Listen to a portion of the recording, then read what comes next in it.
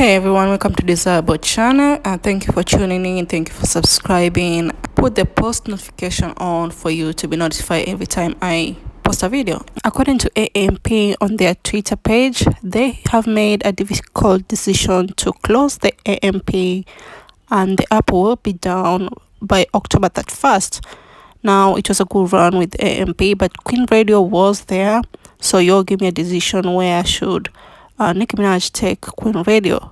Should it go back to Apple or, open with Spotify? Now, I've seen an interesting tweet which I feel like is the best. She should open her own app, a QueenRadio app, and hopefully it will be available even abroad for international pubs so that they can tune in on time. So give me a decision on that. On Nicki Minaj and Drake, this Friday they're dropping their single. Well, Drake is dropping obviously the album for the dogs. Producer Hip Boy did share the snippet of their single. Now I feel like this is some type of sabotaging, allegedly, in my opinion, because we could have just waited until Friday. It's not just a few days from now.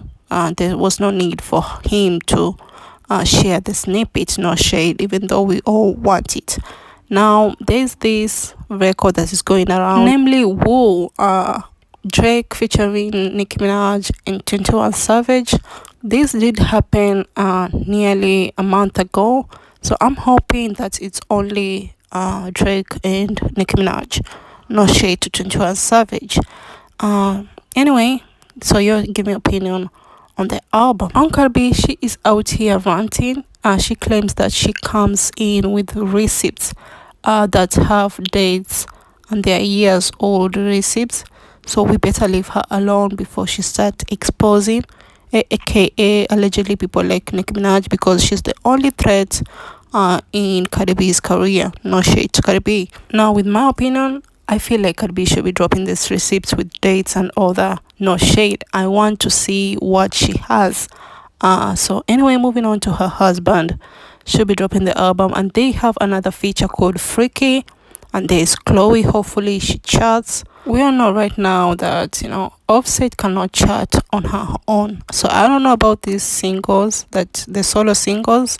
I don't know. I don't think they will chart. But this one with Freaky might chart. Hopefully it doesn't go bubbling under.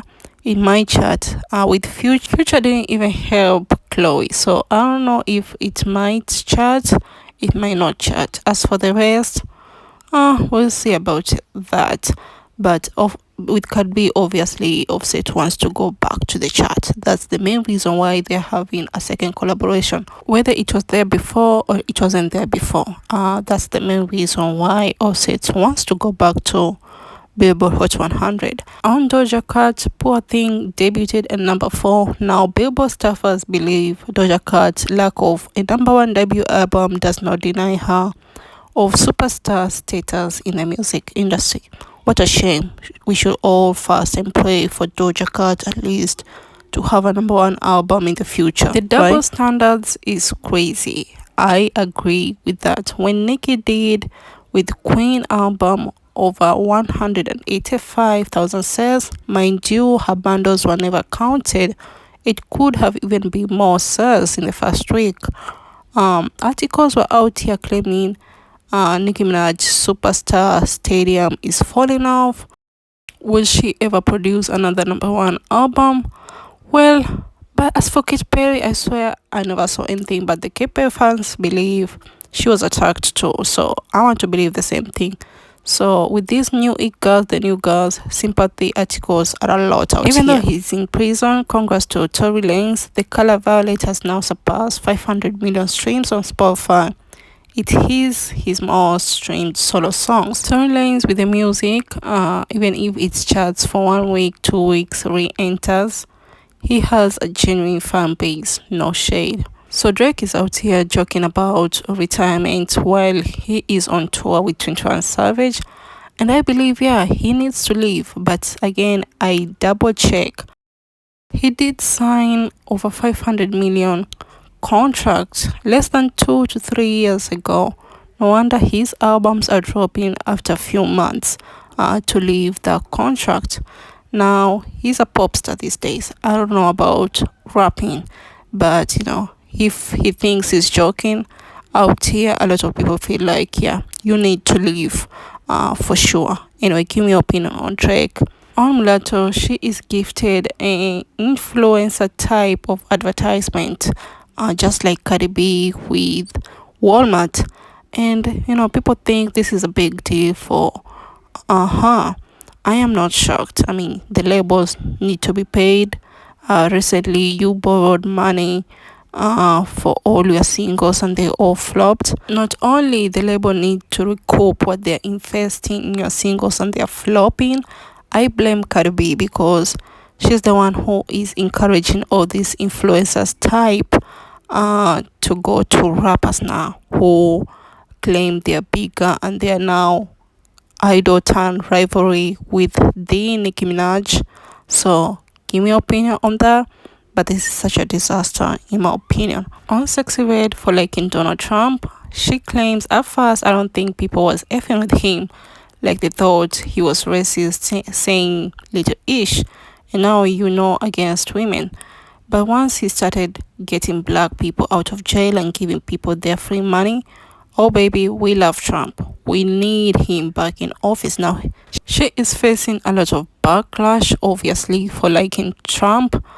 I feel like artists should stay away from politics, even if they're asked about it. Try to darken them. Now, some people are trying to cancel her because it has surpassed over 24 hours without her giving an apology. Now, in my opinion, this is not the first time I'm hearing people saying, especially black people, that Donald Trump has done more than Obama and Biden combined. So I'm not shocked, but I feel like you can like whoever you want to like in politics. But because Trump is not unlikable to a lot of Americans, you should keep your opinion to yourself. Freedom of speech happens when you don't like Trump, not when you like Trump. That's how I actually view it. Let's go to Coil being delusional about on a HateTrain. Do you read the comments? Like, how do you feel about just like all the voices and things that people have to say as you evolve as an artist? I mean, a couple of years ago, I'm 26 now, but I'm going on my 5th year career, and when I came in, it was a little different. It was hard to adapt. Even a couple of years ago, going through the hate train, it was really hard to understand why. It was like, why is it like this? Because I know I'm so talented, but as you get older and you win so much. Now, did you all get the shade? The shade wasn't about being on a hate train. The shade is being 26 in 5 years into her career. Now, if you all know Nicki Minaj, almost 26, 28 is when she started really blowing out real quick. But, Koi is not on a hate train. Koi is on a flopping era.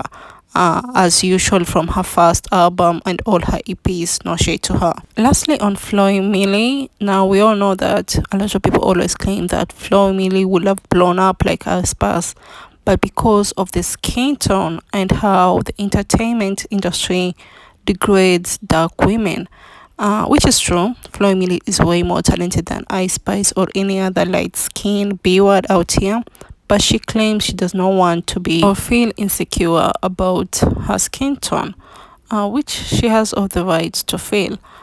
Stop degrading people using her name, and I feel her, but people are just supporting you. But I can see it her point of view, even if with all this colorism thing around her career, she still does not sell like that. So she wants people to stop that so that you can support her with the sales when coming to singles and album. So give me your opinion if you don't mind. See you in another video. Stay safe. Love you all. Bye.